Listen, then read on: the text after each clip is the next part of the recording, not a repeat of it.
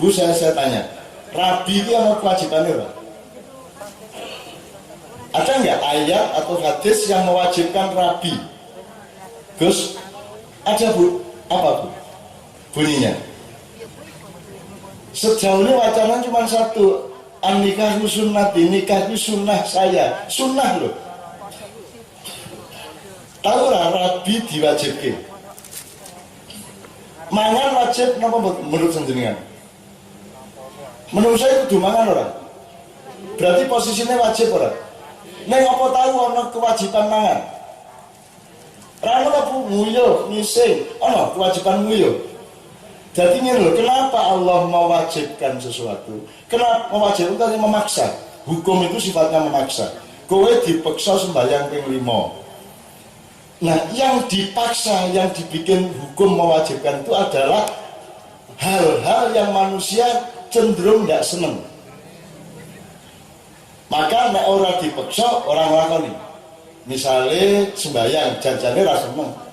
Poso barang rasa bagus sih.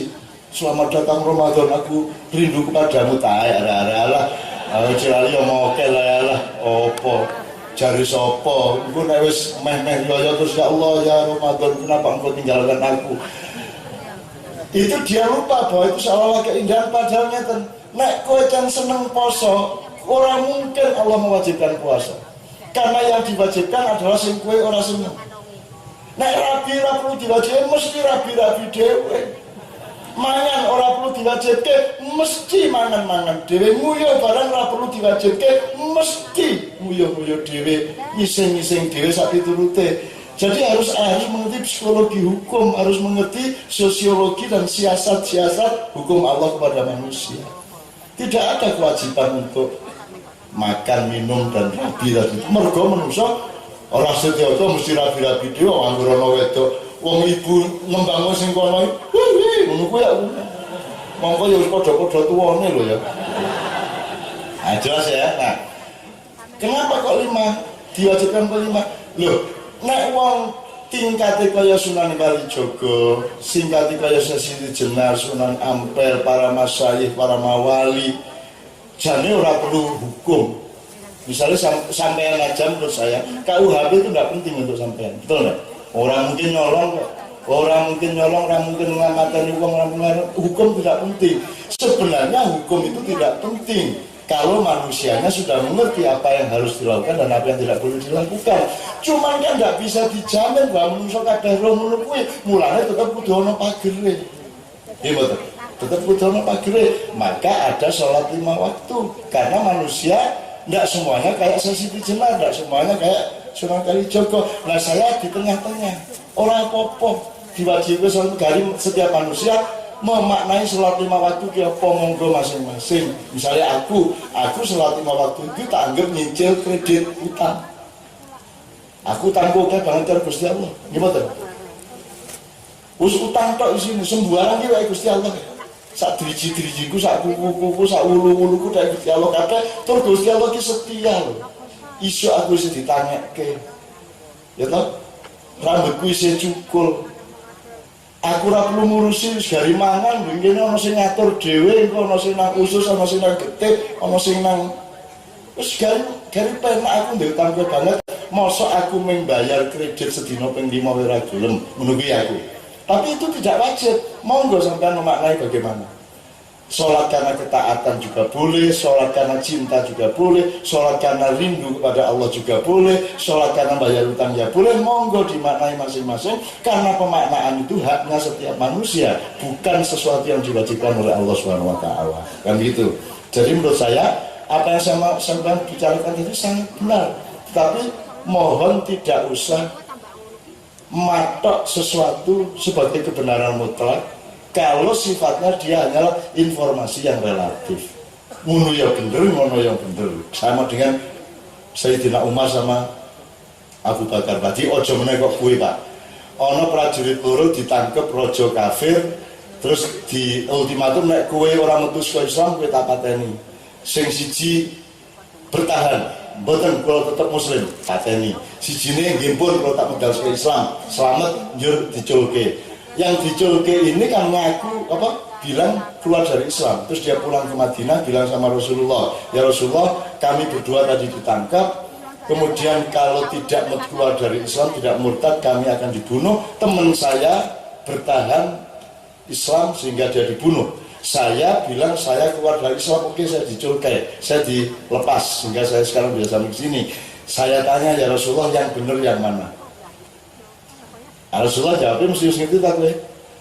Sahabatmu itu orang yang tinggi surganya karena dia membayar dengan kematiannya untuk bertahan pada iman dan takwa.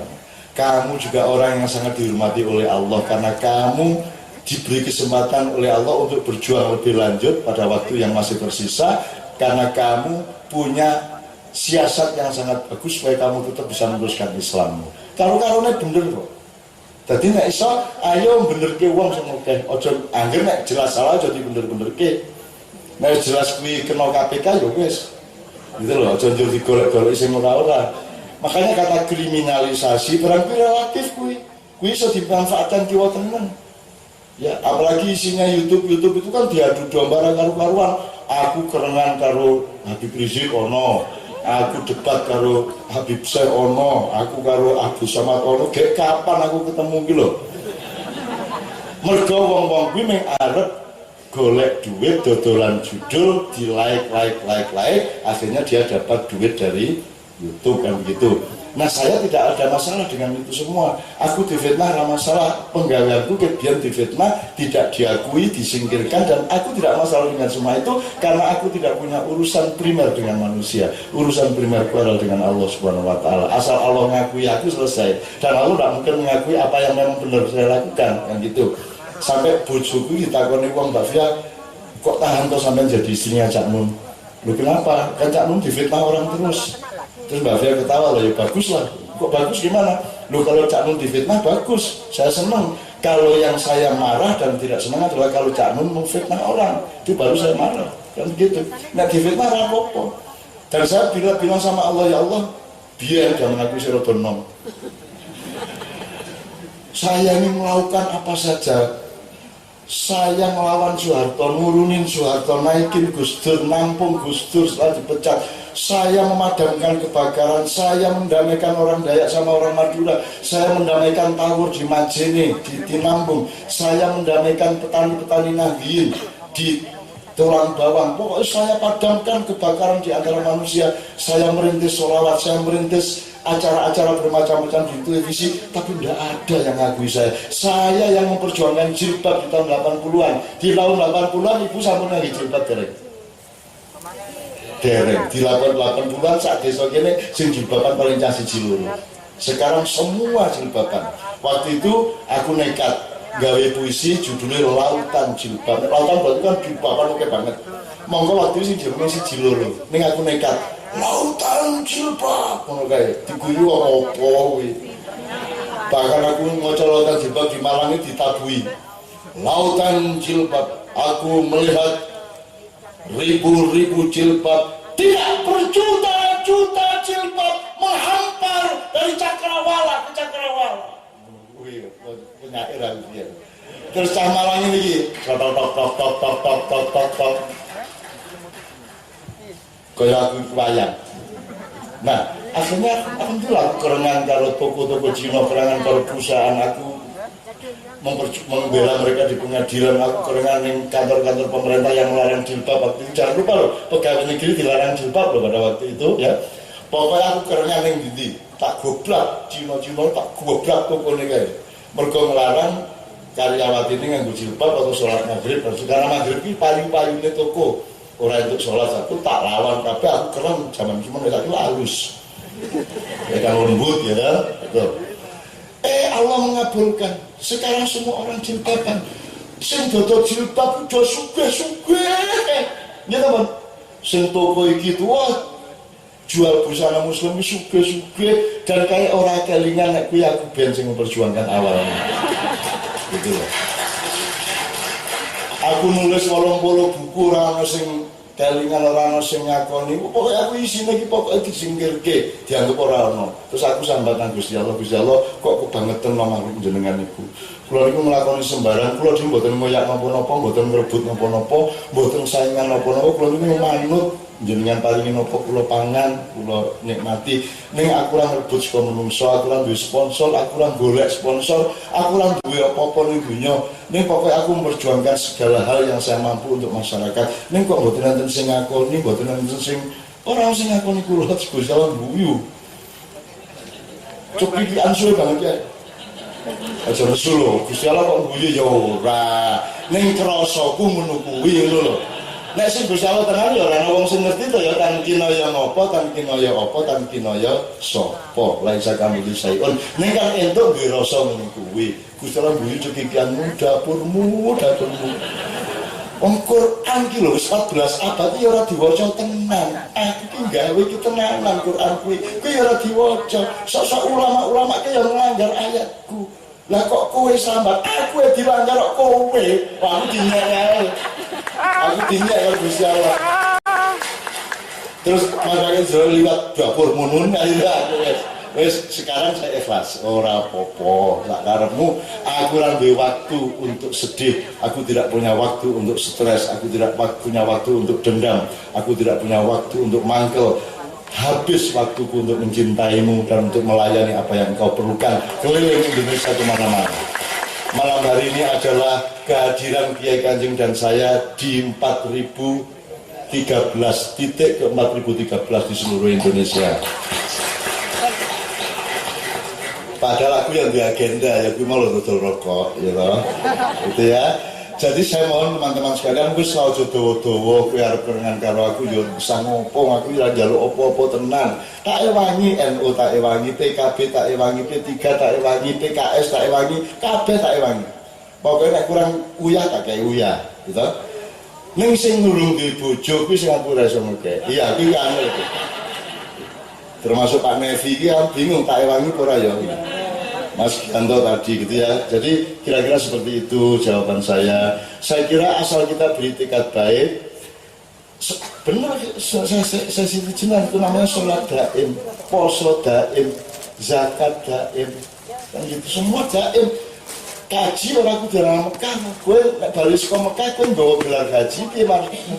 Kudune sing kok gawa adalah hakikat Mekah dan Madinah di dalam jiwamu, sehingga Dajjal tidak akan berani menemuimu, karena yang Dajjal tidak berani datang adalah Mekah dan Madinah. Maka bawalah hakikat Mekah, hakikat Madinah di dalam jiwamu, kan begitu. Jadi haji itu ya daim. Daim itu artinya iya.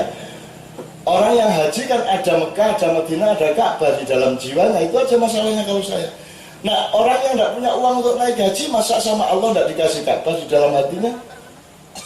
Dan saya aku cerita apa ya? Jadi pada suatu hari, seorang waliullah melihat, ini karena karomah ya, melihat bahwa di musim haji tahun ini malaikat tidak ada yang datang ke Mekah. Wah, gini, orang malaikat ini. Akhirnya dia keliling mabur dua ini di malaikat ini, ternyata malaikat melumpuk ning omahe seorang tukang sul sepatu. Wah, kok tukang sul sepatu malah dikerubungi malaikat semua kayak. Akhirnya si waliullah itu wawancara takon-takon karo tukang sul sepatu. Mas, jenengan kok iso dihormati malaikat semua kayak iki piye ceritane? Lho aku ora ngerti. Ning sing jenengan lakoni apa akhir-akhir iki? Apa ya? Terus hilang-hilang, oh ngeten bojo kula niku kula niku nglumpukke dhuwit damel nang kaji. Mpun meh berangkat mau duwite pun jangkep. Ning pas kula ajeng bayar kaji niku bojo kula sambaten kula, "Pake, iki kok ana tanggane dhek kok masak penak banget to." Kok iki penak apa? Enak ya, kok enak banget to. Jadi ono asap yang membawa bau makanan yang enak sekali. Mbok dijaluke sithik ya aku ngidam iki pengen aku ngrasake. Akhirnya si tukang sul sepatu datang ke tetangganya itu minta sedikit aja makanan untuk istrinya yang sangat ingin ikut menikmatinya. Terus si ibu itu nangis, "Pak, jangan saya tidak berani memberikan makanan yang saya masak ini. Loh kenapa Bu? Ini bangkai kuda. Saya ini memasak bangkai kuda karena saya tidak punya uang, saya tidak punya harta, anak saya 3 orang kelaparan, saya sak ketemunya cari apa aja yang bisa dimakan oleh anak saya, yang ada hanya bangkai kuda. Akhirnya saya bawa pulang, sebagian saya goreng, saya masak, itu untuk makan anak saya. Jadi ini bangkai, haram hukumnya, Bapak jangan ikut makan ini. Akhirnya si tukang sul sepatu kan nangis, waduh, itu boleh begitu sorot banget, mongko aku harus mau kaji. Akhirnya dari balinan bojone cerita, terus bojone kata, nek ngono duitnya rasa kaji kayak ke ibu kayak. Akhirnya uang haji tadi dikasih ke ibu yang memasak bangkai kuda tadi. Maka malaikat kaget, datang semua menghormati si tukang sul sepatu itu. Jadi sekarang berarti hikmahnya adalah nek kowe pengen dihormati malaikat, oke golek Badang jaran. Orang-orang kira-kira gitu ya. Ini bukan syariat, ini bukan hukum, ini kebijaksanaan namanya. Jadi ada level-level yang berbeda. Jadi orang jurku iki misalnya ini, ono lonte pelacur, suatu hari di pinggir padang pasir kehausan, terus dia menemukan sumur kecil, dia ambil airnya dengan sepatunya. Ketika dia mau minum, datang anjing yang juga kehausan, melet-melet. Dia ngalah, nggak dia minum, dia kasih kepada si anjing. Malaikat datang, Allah memerintahkan saya untuk membawamu ke surga. Jadi dia pelacur sepanjang hidupnya, tapi dia masuk surga hanya karena ngalah kepada anjing. Jadi ini arep mlebu swarga, siji dadi olonte, nomor loro gak golek asu sing Kelak. akhirnya kue caramu mikir kaya ngono dadi Islam sing jangan saiki kaya ngono kuwi. Sidik salah kan itu. Maka mari kita ada berpikir kebenaran, ada berpikir kebaikan, ada berpikir kebijaksanaan gitu ya. Oke, alhamdulillah. Saya mohon maaf kalau kurang-kurang gimana-gimana, tapi saya merespon. Insya Allah majelis ilmu kita ini melebihi sholat bertahun-tahun dan ibadah bertahun-tahun. Karena menurut Rasulullah at-tafakkuru sa'atan khairun min ibadati sanatan. Berpikir, bertafakur sebentar sesaat itu fadilahnya sama dengan melebihi orang